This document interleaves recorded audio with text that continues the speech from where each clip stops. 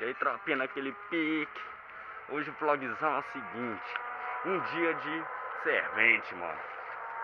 O pai é bruto, mano. Você tem que ver a brutalidade aqui, ó. Só, velho.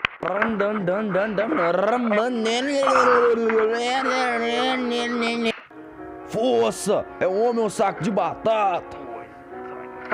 Vem em mim, força, vem em mim. Ah, só vem, só vem. Plau!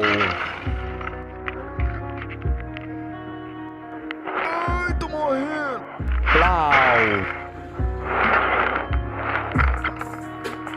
Plau!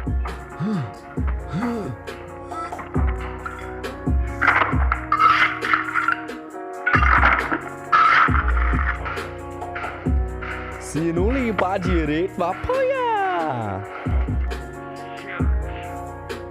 Agora sim. Agora é o que? Agora é reaproveitamento. O que a gente vai fazer? Pega esse tijolinho aqui, tira aí dessa massa e tentar reutilizar. E vamos ver o que vai dar. E pá! E aqui é o seguinte: você pega a marreta, traiadeira e vamos que vamos. Tira um pedaço.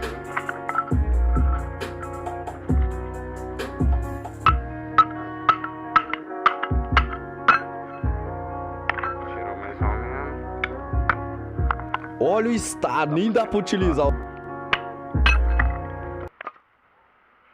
o pouquinho de telha que tem pra carregar, quase nada, ó. É eu depois de ter tirado um barrão violento. Ó, hoje é o seguinte, hoje é partir o rejunte. Rejunte é o fluxo. Então, primeira coisa pro rejunte é o quê? Volta as paredes ali, ó. Tudo sem rejuntar. Primeiro passo é o seguinte. Primeiro passo você tem que pegar uma vassoura, dar aquela limpada violenta e pegar um preguinho. Bom, mas não é um preguinho, é uma chave de fenda, que aí ela vai dar uma tranquilidade, vai dar uma limpada violenta assim.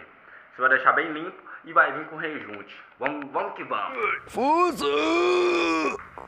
Dá uns bicos nela aqui, ó. Mas ela vai tá pelas, ó, tá pelas, ó.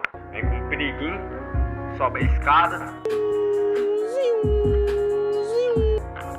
Nunca esqueça o pó da alegria. Mexe, mexe, mexe com as mãos chiquititas.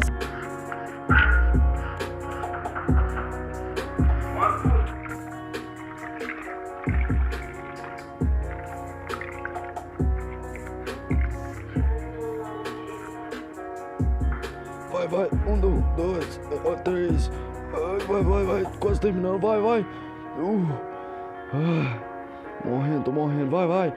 Ficou tudo torto. Juntar.